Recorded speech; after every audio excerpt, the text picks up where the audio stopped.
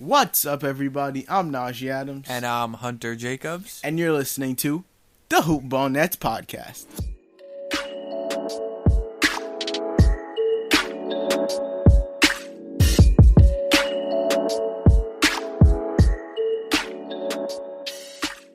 So, there's not a chance in the world that you don't know what has happened since the last time you've listened. The last time you listened, actually, we did say that the Nets probably will have an entirely new roster the next time you hear us. And they indeed do. It's not entirely new, but it's not the same.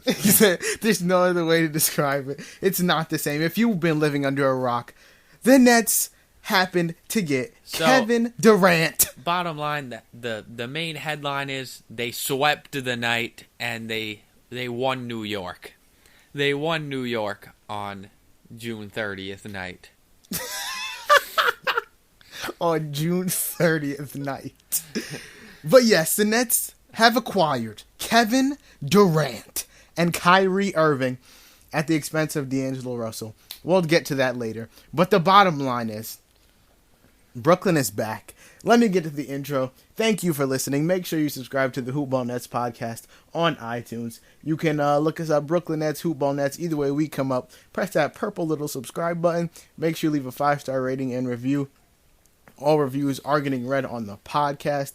Shout out to Hawaiian Owls Kona Coffee Company for sponsoring this podcast and every other Hoop Ball podcast. You can find them on Twitter at Hi Kona Coffee. That's Kona with a K. You can check their products out on Amazon.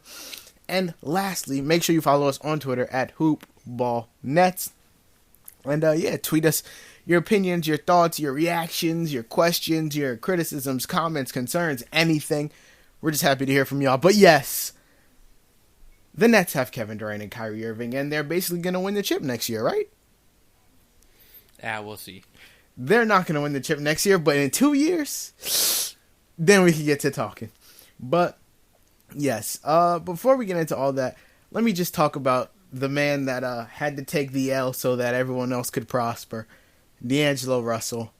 He is no longer a member of the Brooklyn Nets, as mostly everyone thought before heading into free agency. However, if I had to make a list of, in order, every single NBA team that D'Angelo Russell would end up with, the team that he is currently on would have been number 30. And literally, though, I'm sitting here trying to think of a more unreasonable team, and I really can't. There isn't one. Number 30. Golden State Warriors. Yes, D'Angelo Russell is now a member of the Golden State Warriors. And they made that work by trading Andre Iguodala to the Memphis Grizzlies, who will probably buy him out, but for now he's on the Grizzlies. And now their new big four is Steph, D'Lo, Clay, Draymond. The Warriors now have all of those players that Hunter just mentioned, and they just added Willie Cauley-Stein to make a big five. No, I'm just playing. And, so they did also lose Jordan Bell. And what team is he on? The Minnesota Timberwolves, next to Karl Anthony Towns. That's low-key a steal for the Timberwolves. Because I believe that is just Taj Gibson and Dario Saric's replacement, which is actually a very solid person to get, because Bell was never really able to flash his true potential on the crowded Warriors team. So he might do some good things in Minnesota. I just want to say that I do believe that D'Lo got done dirty. I was of the camp that thought the Nets should have kept D'Angelo Russell over Kyrie Irving. And I might be biased considering he is my favorite player. There's no doubt in my mind that Kyrie Irving is the better basketball player. But for the Nets' future, and for just as a thank you to what he did for them this season, I think that they should have kept D'Lo. There's such a thing as a better player as opposed to a better fit.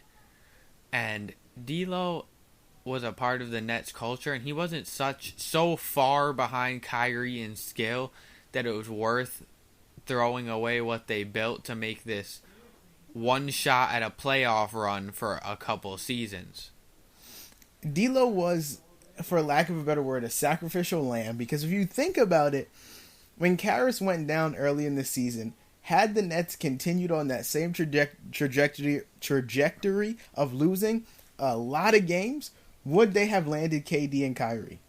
Probably not, but they saw LeVert play, Carooks play, Dinwiddie, Harris, and they saw that that's a team that they can win with, knowing that they likely would not have D'Angelo Russell.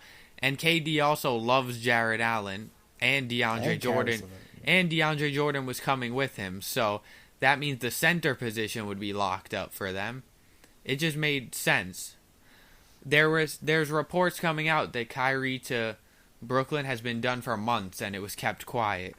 I just feel like D'Lo went out of his way to make the Nets a reasonable organization to come to for superstar players, and he got the crap end of the stick because he's the one that got shipped out. But I do have to say, he is now on a championship team. I don't think the Warriors are winning the chip next year. Bottom line, if the Lakers strike out on Kawhi Leonard, it is really anyone's race in that conference. It will be a fight. Anyone's race in the league. It will be a fight between the Warriors, Nuggets, Jazz, Lakers for who wins that conference. I don't remember a time since I started watching basketball where the league was so open. It's so balanced unless the Lakers get Kawhi. Then, in which case you might as well wrap it up. Then it goes right back to where the Warriors were at. You know exactly what to expect at this point. But I do want to say farewell to D'Lo, as mostly every Nets fan I saw on Twitter was, and that goes to say something about him because when he got traded from the Lakers, most Lakers fans felt like they made a mistake, and they were saying, this is going to be a mistake. Farewell, we miss you, we love you, da-da-da-da-da-da. And Nets fans are saying the same thing. And look, it's the thing, so D'Lo fit better with the Nets in the same way that Kemba Walker will now fit better with the Celtics than Kyrie did, due to his sportsmanship and embracing the youth and just trying to win. Kyrie has proven in both organizations that he is really all about himself. And in the first season, there may be a lot of problems that occur, being that KD won't be there in that season, and he's going to have to carry if they do anything in the playoffs. Yeah, Kyrie probably will have to carry. The second leading scorer on the Nets next season will most likely be Karis LeVert. Probably. And I don't know how much he's going to average. I think his max would probably be like... No. Spencer Dinwiddie, I think would outscore Karis. That's my opinion. I feel like it could be one of those things where they both average 17. Yeah, 17 that's or 18. A lot. I think Kyrie averages 23. I would say 24, 25, and those two average about 15 apiece. And that's 55 of their points. Then you have the centers combined for 15. Oh, no, 20. I'll give them 20. And then you have Carooks and Harris. Torian Prince all getting 7, 9, 11, stuff like that. The team is not bad by any means. They're not going to win it all in year one without KD. It's a grow year for everyone. But it's tough to determine whether it was the right call for them. So, KD signed a 4-year, $164 million contract, and Kyrie signed a 4-year, $141 million. Now, KD could have taken a 5-year, $220 million from the Warriors. So, the fact that he turned down almost $60 million to sign with the Nets shows you how committed he is to being here. And both of them ended up taking pay cuts in order to let one of their reportedly good friends, DeAndre Jordan, make his $10 million a year. I'm just curious. I don't know if you know this. Where did it come from that DeAndre was so attached to them? That literally happened at 5:59. No, people knew beforehand, but I never knew that DeAndre Jordan was such great friends with those two that he wanted to make a big three with them. Yeah, I had heard before, in the weeks leading up to free agency that the Knicks and the Nets wanted to lure DeAndre Jordan to signing a contract so that then they could try and lure Kevin Durant because they had Kyrie and DeAndre. But before, let's say, before two months ago, had no clue that they were even cool. But now, all of a sudden, they're besties. Who cares? The Nets got all three of them, so super team. But see, the thing is, they did that, and unfortunately, in the same superstar level of moves they made, the 76ers, who are already far better than them, decided that they will match them with salary cap. Their salary cap is unlimited for some reason. They just kept on going. They could get anyone they want. And they end up with a death lineup starting five that will probably crush the Nets this season. Next season may be a bit different with KD back, but year one, it might be a little rough. I need everyone to temper their expectations for this upcoming season. And we're going to talk about that in a second. Because while the hype is surrounding the Nets, and yes, they are a championship contender without a doubt, next season, it's just going to be Kyrie, DeAndre, and the kids. Well, Kyrie, DeAndre, Karis, Taurean Prince, Rodion Karooks. Really, Kyrie is the only all-star that they're going to have on the court at that time. When they're both healthy in year two, who would you say takes the last shot? Who would you say is the face of Brooklyn? I want to say it's Kevin Durant is the better player, but Kyrie is from Brooklyn. Kyrie's from Brooklyn, and he's gonna have a year on KD. Like, he's gonna have a year to garner the appreciation of Nets fans with probably 4 or 5 game winners. And Kyrie also is right in the midst of his prime still. His prime is not nearly over. After this injury, I'm not saying KD will be bad by any means, of course not, but I think his best seasons are behind him. I don't think he'll top any season he had with the Thunder on the Nets. I feel like both of them are going to have something to prove. Because I feel like Kyrie's going to need to prove that he can win without LeBron. And KD's going to need to prove that he can win a chip without being on an overly stacked roster. So, but if I had to say who takes the last shot, I feel like it would honestly be Kyrie. 1, because he's known for being one of the most clutch players in the league. 2, because he's going to have a year over KD. And 3, because it's his team. Yeah, that clutchness really showed when he shot 29% in the semifinals this year, right? Hey, the Nets are happy they got him, so I'm happy that the Nets got him. But if we're looking at, in year one, what the Nets' ceiling, seed-wise, would be. So, this year, the Nets finished 42-40. They were the 6th seed. Everyone knows their roster. So, we'll do one with the Raptors having Kawhi, and one with the Raptors losing Kawhi. So if the Raptors have Kawhi, I'm going to go ahead and say the highest seed the Nets can go is 4. If they... Wait, you said if the Raptors don't have Kawhi? Let me just start over. If the Raptors have Kawhi, the highest seed that the Nets can be is the 4 seed. 5.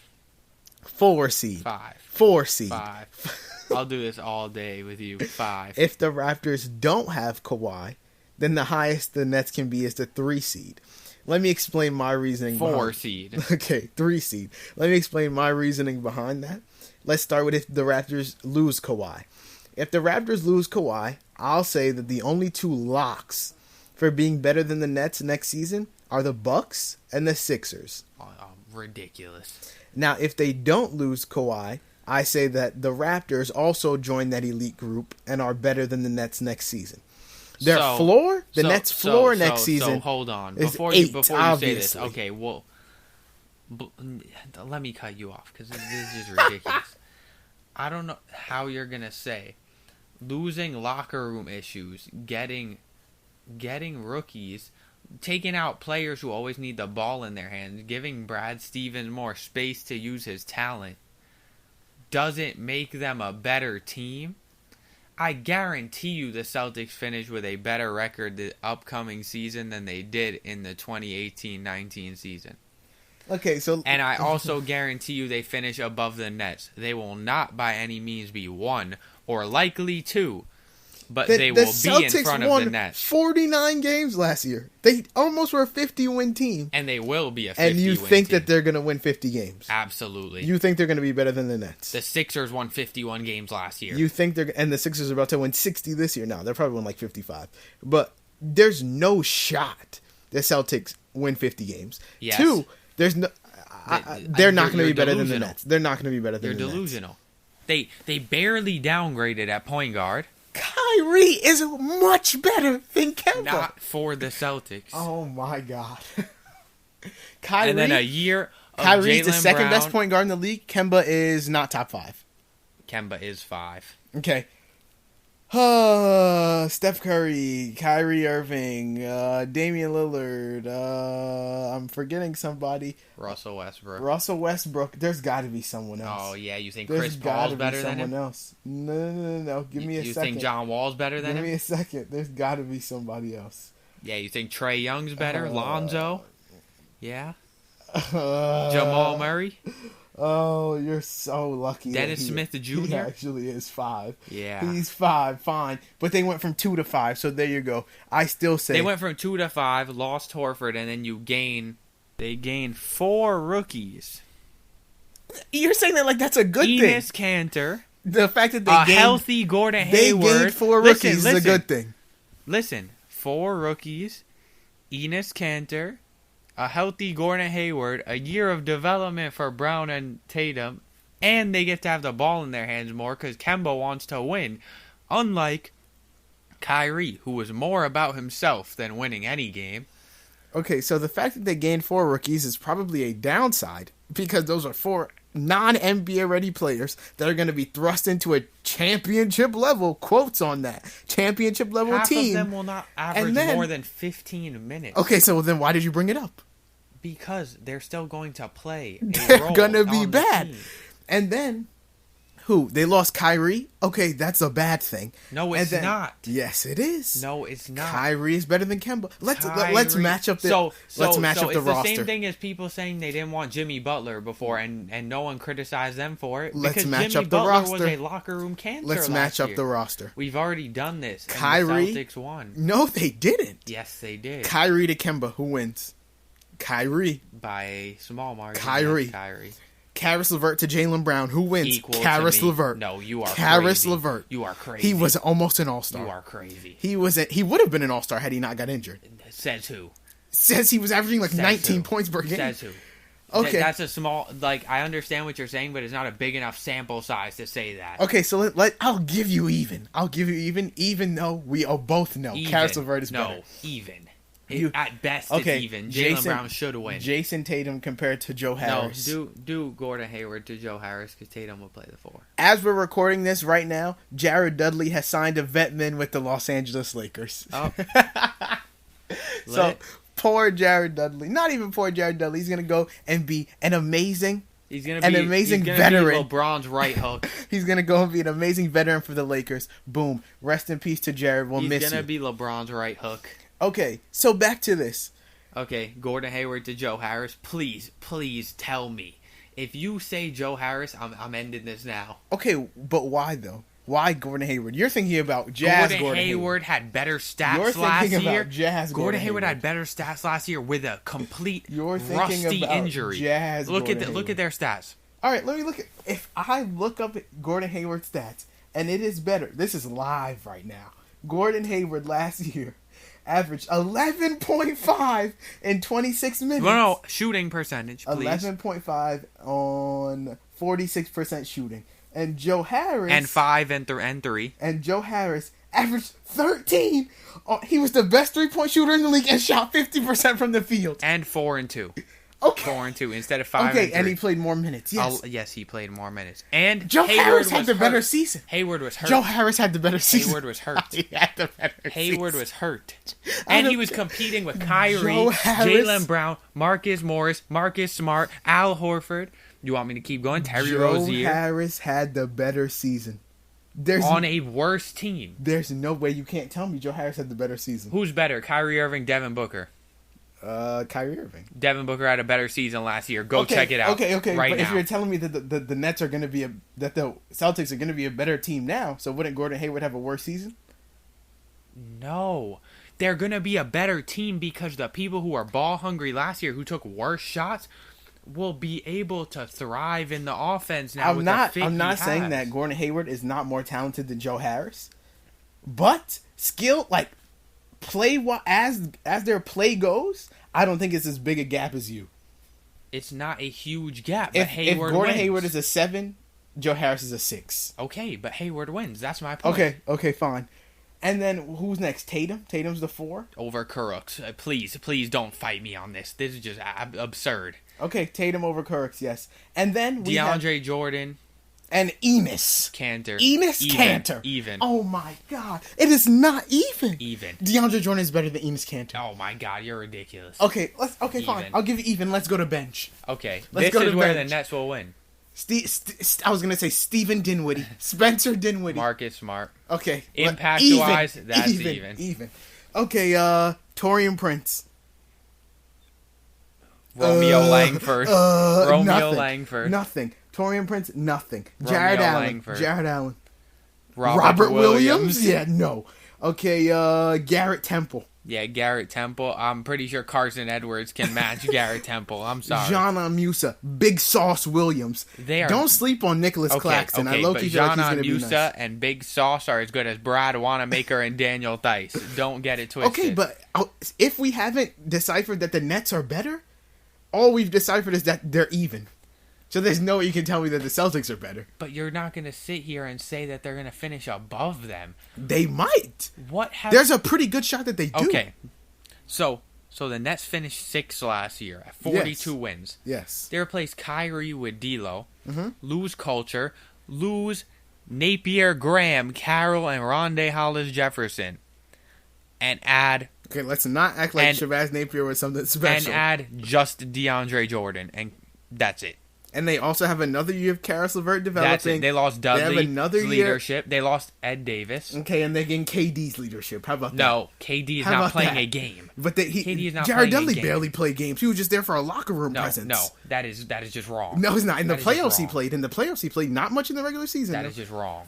Okay, bottom line, this isn't about the Celtics. This is about the Brooklyn Nets.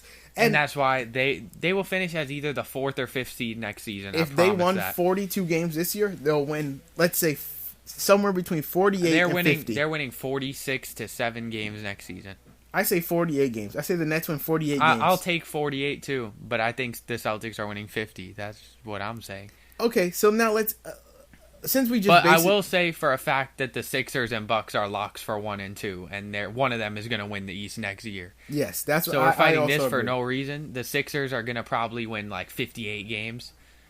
It's really not going to be a competition. They have an insane lineup of Simmons, Richardson, Tobias Harris, Horford, and Embiid. They're all huge. They have no bench yet, but if they fill out vet mins, it can be a really ridiculous team. They're ginormous. So now, let's talk about, since we basically covered this, but let's talk about the Nets rotation next season. It's basically going to be Kyrie at the 1, Spencer Dinwiddie at the backup point guard. And then Jalen Hands for the blowouts. Yes. Jalen Hands and Theo Pinson for the blowouts. Karis LeVert starting at the 2.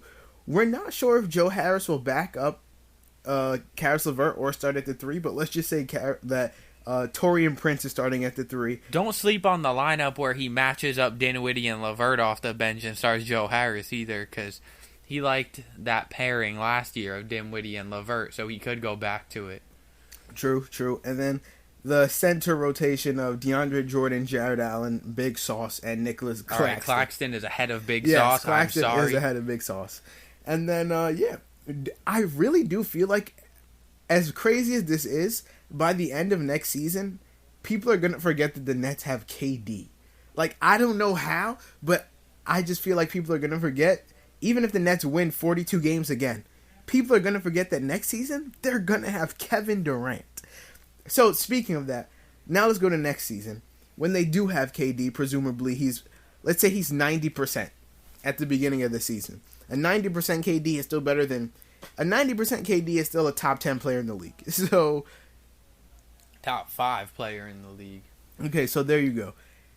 If they win 45 games in year one, I say the Nets with KD and Kyrie, 2 years of Karis LeVert, Spencer Dinwiddie, Taurean Prince, Rodion Krug's, the list goes on. I say that the Nets are the 2 seed. Behind who? The Bucks. No. Wrong. Forget that. I say they're the 1 seed. I say they're the 2 seed behind the Sixers, and the Bucks would be 3. I say they're the 1 seed.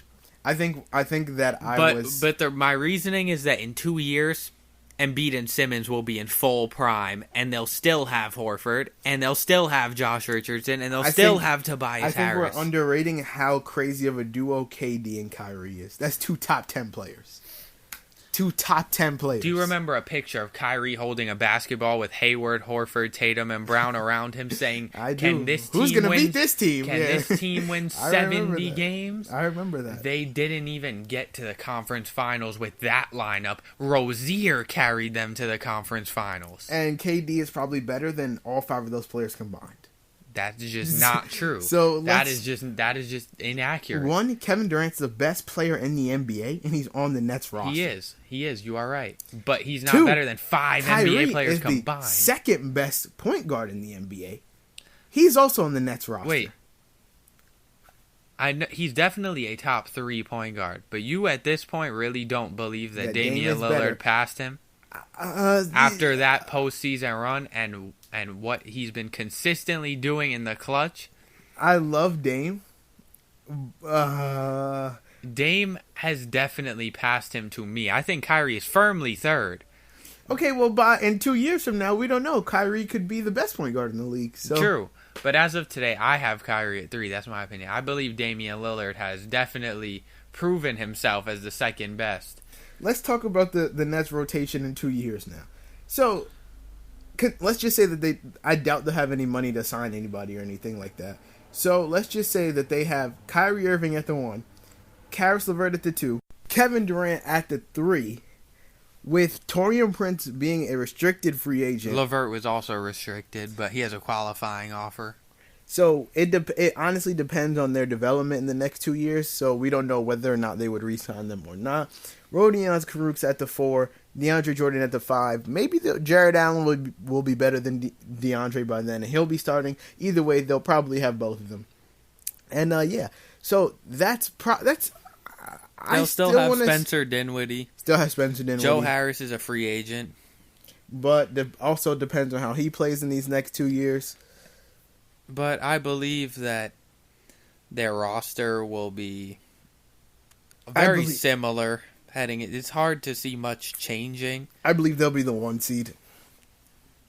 They'll contend for it. I believe the Sixers, if the Sixers don't get any bench heading into next season and just keep their starting 5 and have this same mediocre bench, then yeah, the Nets have a well-rounded team that could tire them out. So it's a good chance they can be the 1, but it depends on how other rosters shake out. So, along with D'Angelo Russell, the Nets did happen to lose, unfortunately, Ed Davis and DeMar Carroll.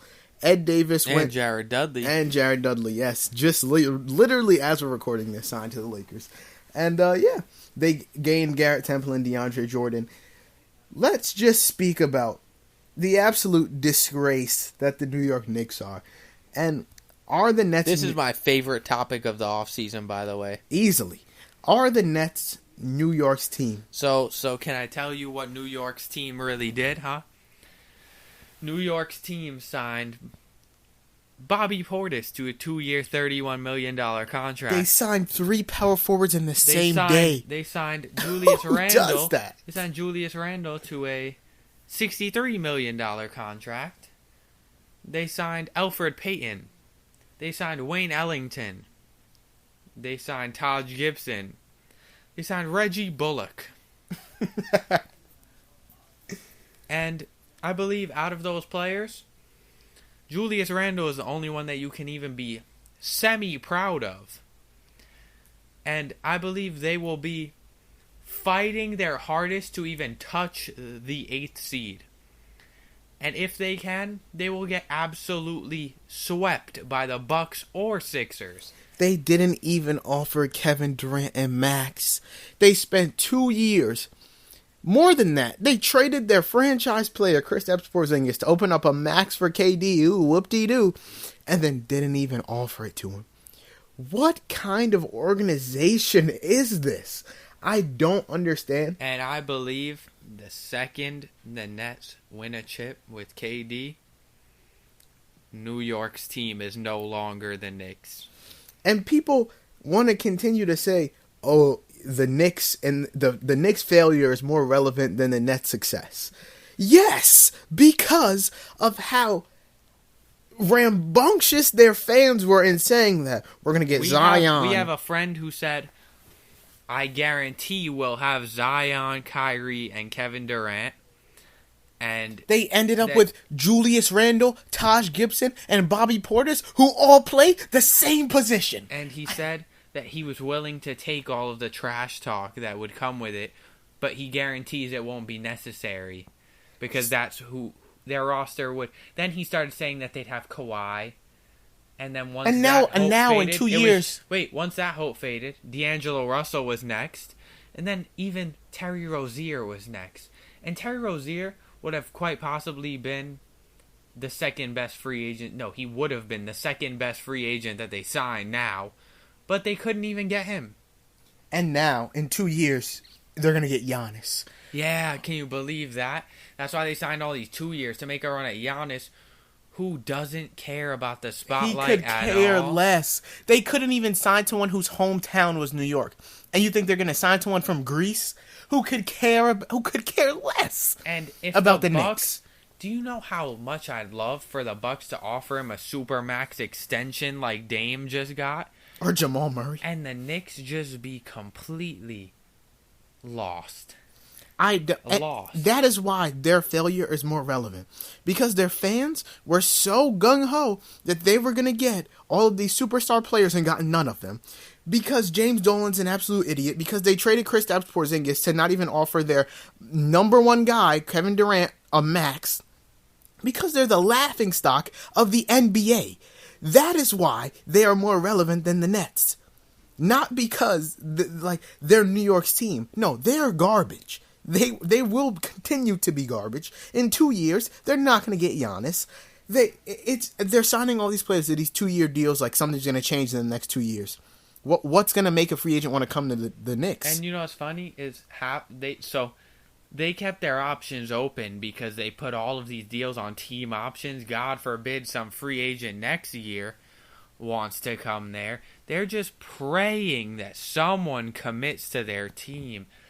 Meanwhile, right now your best player is someone who takes fadeaways on their own player and hits the side of the backboard. If you didn't see, by the time this is up, I don't know if it's still going to be on the Knicks Instagram, but please go to the Knicks Instagram, look at their story. There's 2 straight videos of RJ Barrett, their savior, the man they just drafted with the 3rd overall pick, the player that made them forget about KD and Kyrie, absolutely getting bodied by Mitchell Robinson, shooting a shot off of the top of the rim, off the top of the backboard, and then he got bodied by someone else. And then they had Alonzo Trier, who was their savior last year, airballing. I don't know why you would possibly put that. Because do you really think that any star player would be like, ooh, that's who I want on my team? Ooh, that's who I want, Mitchell Robinson. He can lock up point guards. But, okay, who cares? But then, is it really that much different from any other defensive-minded center? And he's locking up Alonzo Trier, who is a bench player for his career, will never start consecutively in his entire career. So yes, the Knicks, they're relevant because they are the most disgraceful franchise in the NBA. Almost the most disgraceful franchise in American sports. But let's just stick with the NBA for right now because that's all I can muster. And before we end this podcast, I want to introduce a new little game. It's called Believe It or Not.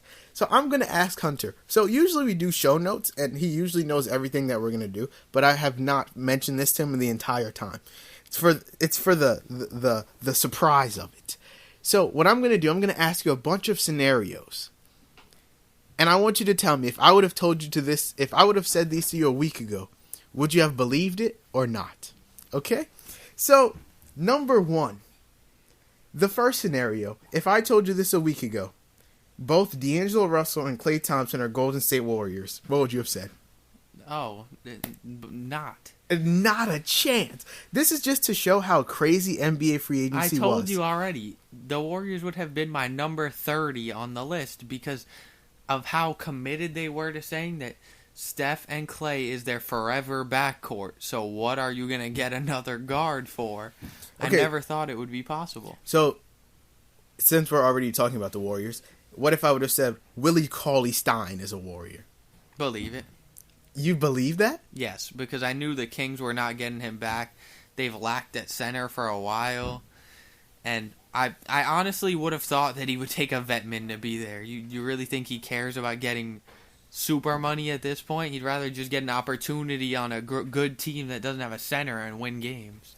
Okay, so what if I would have told you last week Kevin Durant and Kyrie Irving are Brooklyn Nets? Believe it. Yeah, obviously. I think everyone would have believed it, to be completely honest. My final prediction, 3 days before, was not even them going to the Nets, but is believable anyway.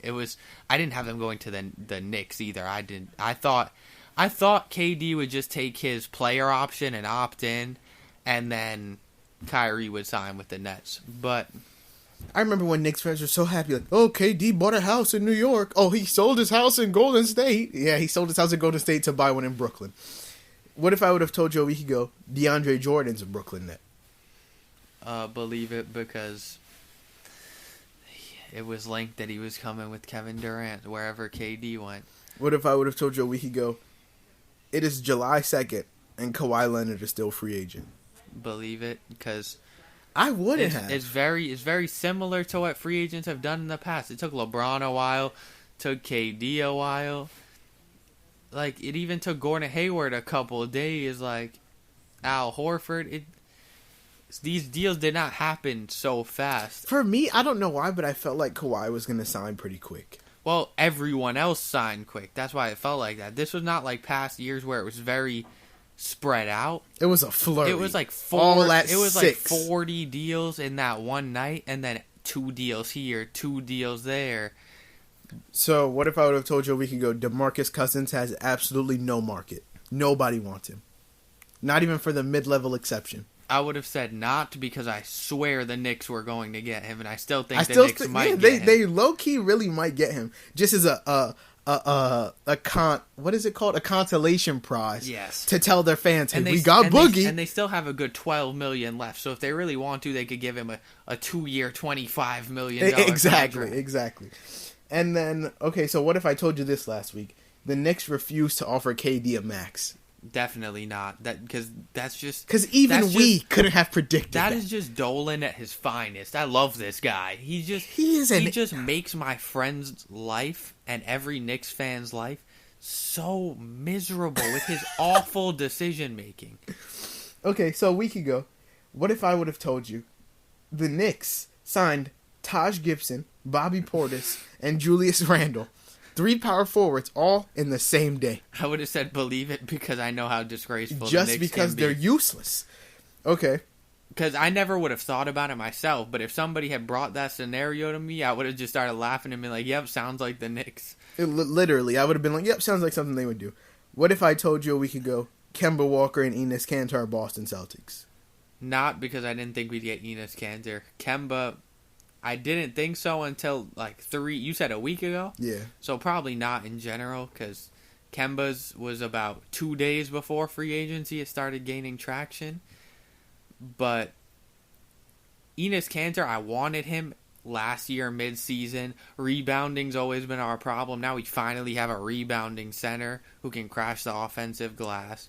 We have a mix of defense with the French center we just signed, Poirier, and Daniel Theis and Robert Williams, all defensive-minded. But I never thought that we'd just so quickly replace Kyrie with Kemba. Okay, so what if I told you the 76ers signed Al Horford? Not because, to me, I don't know why he is not getting as much slack as KD going to the Warriors. I know it's not a 73-9 team, but it's a team that was a bounce away from the conference finals.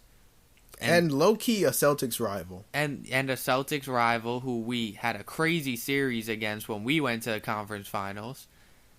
And you just sign with them. Like they don't already have Simmons, Harris, and Embiid.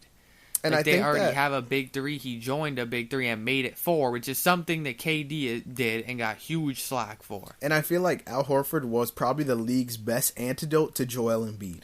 Because he could guard him on the perimeter and in the post. And instead of continuing to build his defensive reputation, he just went and joined them. So, I mean, I can't blame him because... but no, you can because you were the number one But the on the Celtics hate weren't train. willing. The Celtics weren't willing to give him the money he deserved. They were trying to lowball him. But other teams were willing to give it him, and he picked them. I mean, obviously you're going to pick the team that's the best. So That's not the case with KD, though. But that team was the best. But the Warriors were the best. But it's different because the Thunder were giving him a max, and he decided, no. No, the Celtics I'm were gonna going. go ahead. The Celtics were gonna give it to him. You they were just had lowballing it. They had to work a sign and trade agreement to get him, and they were trying to do it. Nope, not the same. How? Because because they didn't win 73 games. It's not the same, obviously, but I believe he definitely deserves slack. And for it. Al Horford is in the tail end of his career. KD was in his prime. Okay. Al Horford is desperate to win a ring. KD could have stayed on the OKC Thunder and beat them easy. And also, you guys lost Kyrie, so you're gonna be worse. The Thunder were gonna get better that next season because they got Depot. No, we weren't getting worse. We got Kemba, who fits with Horford better than Kyrie ever could. You're getting worse. Okay, what if I would have told you this last week? Josh Richardson is a 76er and Jimmy Butler's on the Heat. Jimmy Butler, believe it. Richardson, no. I didn't. When I heard they were doing a sign and trade, I never thought. I thought it would be someone whack. I never thought they would give up Richardson. I thought it would be somebody whack. I honestly thought they were giving them I was thinking like Rodney Magruder. No, I was thinking like Dragic or Waiters or someone like that. Josh Richardson's Derrick their best Jones. asset. They gave up their best player. Literally. They gave up their best player to sign someone who is just a better version of that player. Okay, so what if I told you this a week ago? Andre Iguodala is a Grizzly. I would have thought that was delusional, because why? I still, right now, don't know why the Warriors felt the need to do that. I mean, I guess it's because of how banged up Iguodala got, and they have a feeling that he's at his end. And also, he was talking crap about their medical staff. So they're going to sign a rising all-star, and those three are going to be the splash trio, because D'Lo is a top 5 shooter in the game right now, if you ask me. He's up there with those two. And and the Nets lost him. Look, Joe Harris is a good shooter and all, but great shooting takes off the dribble, fadeaways, all this crazy stuff, which is what makes Steph a better shooter than Ray Allen to this day. Yes, Ray Allen could do that, but Steph takes ridiculous shots that go in a lot. Except when it's the clutch time. Yes. Except when he can't hit a shot to save his life. And Clay. Except when it matters. And Clay needs no space. Except when it's the NBA Finals. Blah, blah. And Clay needs no space to make any shots. And then right after those two, Damian Lillard is 3. And then D'Lo might be the 4th best shooter in basketball. What do you think? JJ Redick? It's a downgrade to me when all you can do is shoot the ball. Literally. Like, he's an all-star on top of what he does. Players like JJ Redick, Kyle Korver, and Joe Harris focus solely on shooting threes that they don't develop much else in their game, while these players are developing everything, and their shot is already almost as good, if not better, than theirs is. Okay, so now I'm down to my final 4. Believe it or not, Ricky Rubio is the Suns' newest point guard. Believe it? You would have believed it? Yes. I didn't see a world where they'd get a superstar once they struck out on getting Conley, and once they didn't draft one. I really thought that it was over for them. I didn't think they were going to be able to sign for them. They're still bad. I mean, I think they're going to... They're going to be better. They're going to be better than they were because Rubio's going to be someone who can handle the Rubio's ball and pass garbage to Booker. Like, he won't have to handle the ball all the time now, but it's not that they're going to be good, but it's going to be a good development year for them as they get older. Believe it or not, the Pacers signed Malcolm Brogdon. Believe Last week, would you believe that? Yes, believe it, because I knew the Bucks were not getting him when someone gave him that crazy offer sheet. So it's just a matter of who, and it could have been any team that you said probably, and I would have said yes. Last two. This one's not that hard to believe, in my opinion. JJ Redick is a Pelican. I believe because they had cap space, and the Sixers were not gonna re-sign him already, and he's like a perfect complement to the young, well, Drew Holiday's not all that young, but the young, like, core of the team now. He's a good leader, a great teammate, and he just will do great for the locker room. I think the Pelicans are actually going to be in a spot where they can compete for the 8th seed. I think they'll not in the West. It really depends how good Zion is. But you really think they cannot get close to the Spurs this season? No, it depends on how big of a leap Ingram and Lonzo take, as well as how good Zion is out the gate. And then Jackson Hayes, too. They have a well-rounded team. And then they signed some other people, low-key. Like, they filled out their roster well. They could be a playoff team. If, let's say, Lonzo averages 11, 8, and 6. If Ingram can average 18 a game again, and let's say Zion comes out and is averaging 23, 8 rebounds. That's sick. No, it's really not. That's really insane. Not. Players have done it before. Drew Holiday is still going to get his. Let's say Zion averages 19, 8, and a steal and a block. And Drew Holiday averages like 19, 20. Yeah, also 19 and 5. And then Jackson Hayes is a nice 9 and 9 with 2 blocks. And then JJ Redick gets his 15 off the bench. That's a team. It is. And Josh Hart averages like 10 maybe. Yeah, I could see them making the playoffs, honestly. Like, the Spurs run might really be done. Their team is just not great. Pop is the last thing saving them at this point. It really is. He really is. And lastly, believe it or not, Hassan Whiteside is a Blazer. That's just ridiculous. I mean, I guess they saw the opportunity once they got rid of Cantor, which I didn't think would have been possible to replace Cantor with Whiteside, but that's basically what they wanted to do. They just wanted someone who can block shots better than Cantor and do the same on the boards as he did, which Whiteside does. And I probably wouldn't have believed it. And Whiteside is going to start until Nurkic comes back, so it's a good replacement for them. Like, they're going to have a probably better team than they had this year when they went to the conference finals. It's just the West is getting so much better, they're probably not going to make it there again. And that does it for Believe It or Not. Hope you guys enjoyed. I want to implement it more, but it obviously has to be something like free agency or something that can be unbelievable, obviously. And yeah, that'll do it for this episode. We hope you guys enjoyed. Yes, the Nets do have KD and Kyrie, and this season is about to be even more spectacular than last season. We can't wait to cover it. Make sure you subscribe to us on iTunes. You can look up Brooklyn Nets or Hoopball Nets. Press that subscribe button. Leave a 5-star rating and review. All reviews are getting read on the podcast. You can follow us on Twitter at Hoopball Nets. Tweet us your thoughts, opinions, comments, concerns, questions, anything. We love to hear you guys' feedback. And if you want to follow us individually, I'm at Najee Adams _. If you don't know how to spell Najee, Najee Adams _. Hunter is at Hunter _JKR on Twitter. And yeah, shout out to Juan Ascona Coffee Company for sponsoring us. And every other Hoopball podcast, you can find them on Twitter at Hikona Coffee, HIKONA Coffee. And yeah, that'll do it for this episode, guys. We hope you enjoy. It's a new era in Brooklyn, and we'll see you all next time.